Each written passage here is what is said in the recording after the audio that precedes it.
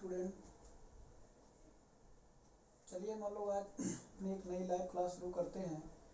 जैसा कि आप लोग पता है कि क्लास आपकी रहेगी इंग्लिश की। यहाँ हम लोग कुछ चीज़ें देखेंगे, कुछ बेसिक चीज़ें देखेंगे यहाँ पर। जैसे इंग्लिश की शुरुआत होती कैसे है, एकदम बेसिक स्ट्रक्चर लेकर चलेंगे। जिनको भी इंग्लिश नहीं आती है उनको भी हम कोशिश करेंगे कि स्पेस में उनको भी इंग्लिश आना शुरू हो जाए। चलो, आखिरकार जो इंग्लिश शब्द की शुरुआत हुई, हम लोग देखते हैं कि हम लोग पढ़ते शुरू में पढ़ाया गया था ABCDE, ऐसा हम लोग जेड तक पढ़ते हैं। भाई ये उसकी उत्पत्ति कहाँ से हुई थी? उत्पत्ति ऐसे हुई थी, ये कहीं पर लिखा रहा होगा ऐसे।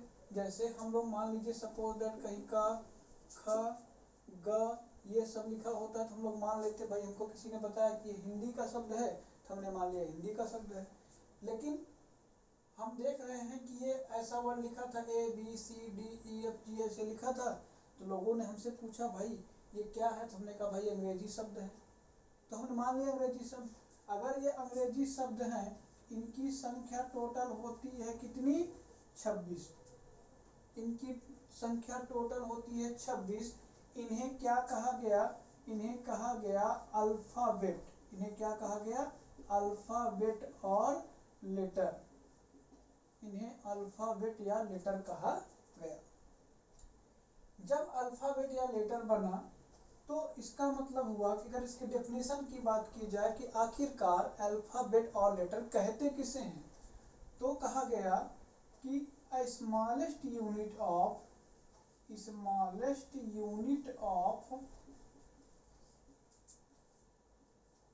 English language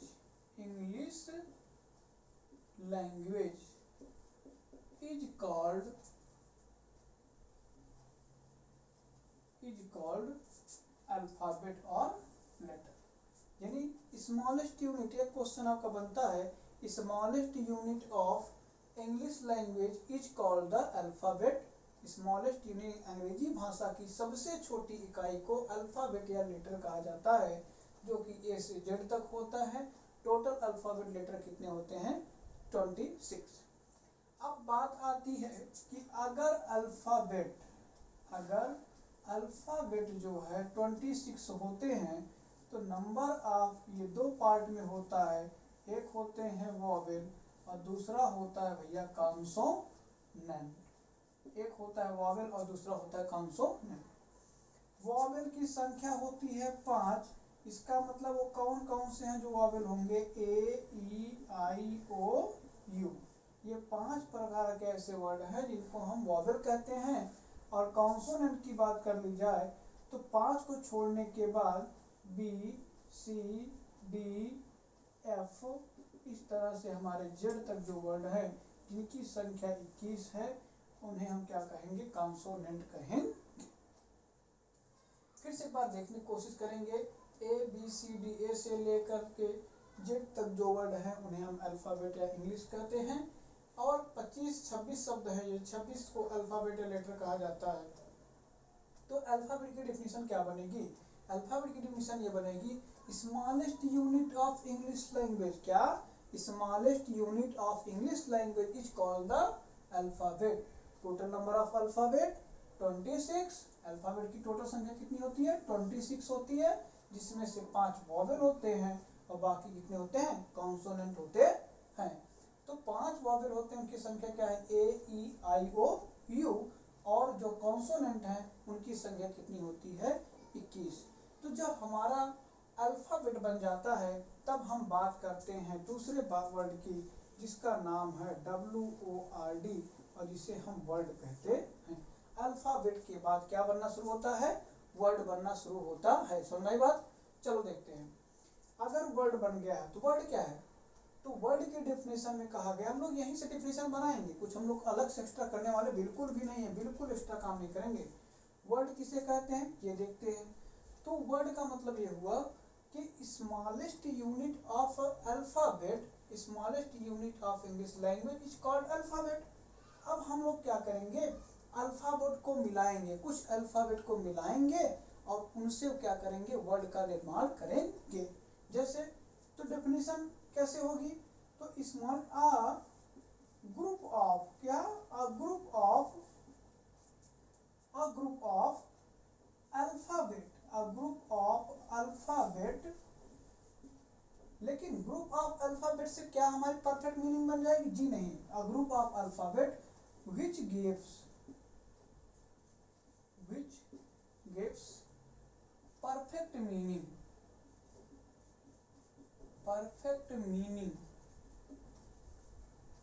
is called word। मतलब अगर मुझे किसी को वर्ड कहना है, यानी किसी भी शब्द को हमको शब्द या वर्ड कहना है, तो सबसे पहले क्या करना है, इनको मिलाना पड़ेगा। तो जी सर जी, इनको मिलाने से क्या हमारा वर्ड बन जाएगा? जी बिल्कुल नहीं। क्यों? क्योंकि हमने लिखा BXTPZ, तो ये तो वर्ड ही हैं अलग अलग, इनको मिलाया हम, इनको मिलाने से क्या हमारा वर्ड बन गया? बिल्कुल नहीं बना। क्यों? क्योंकि a group of alpha is not called the word, a group of alphabet is not called a word.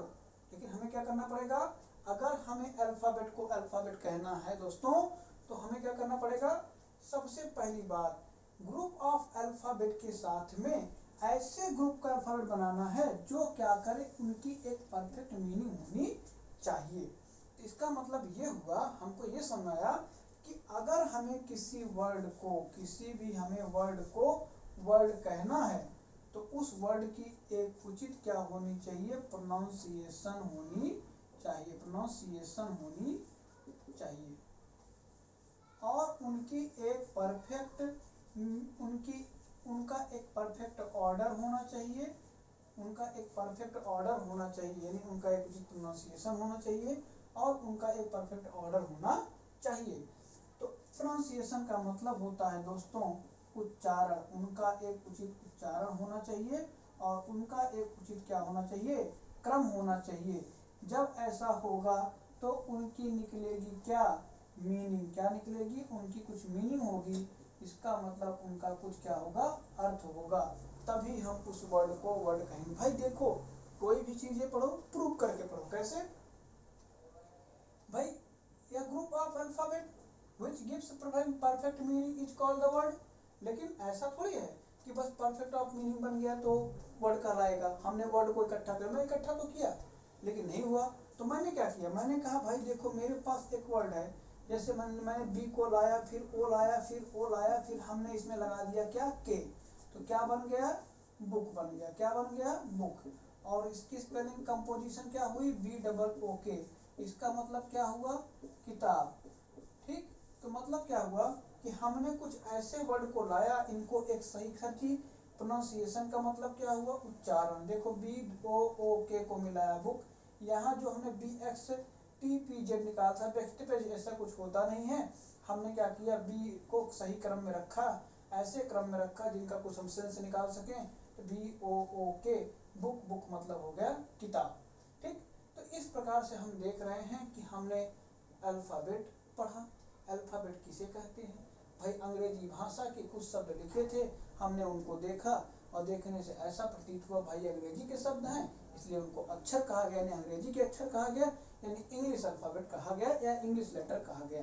कोई दिक्कत नहीं होनी चाहिए। अब हम देख रहे हैं कि जब यहाँ पर कितने का अल्फाबेट में कितने होते, अल्फाबेट कितने प्रकार के होते हैं? दो, एक वॉवेल और दूसरा consonant. Total number of alphabet in English language में, अंग्रेजी भाषा में कुल कितने अक्षर होते हैं? कुल 26 अक्षर होते हैं।